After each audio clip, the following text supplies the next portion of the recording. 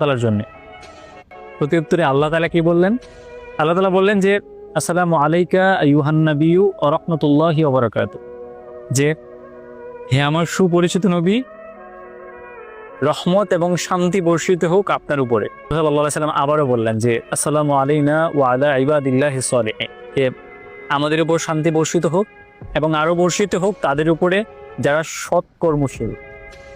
আল্লাহ তাআলা এবং রাসূলুল্লাহ সাল্লাল্লাহু আলাইহি ওয়াসাল্লামের সেই কথোপকথন শুনে ফিরিশতারা সমুচ্চরে বলে উঠল, আশহাদু আল্লা ইলাহা ইল্লাল্লাহু ওয়া আশহাদু আন্না মুহাম্মাদান আবদুহু ওয়া রাসূলুহু, যে আমরা সাক্ষ্য দিচ্ছি আল্লাহ তাআলা ছাড়া আর কোনো মাবুদ নেই, রাসূলুল্লাহ সাল্লাল্লাহু আলাইহি ওয়াসাল্লাম আল্লাহ তাআলার বান্দা এবং রাসূল।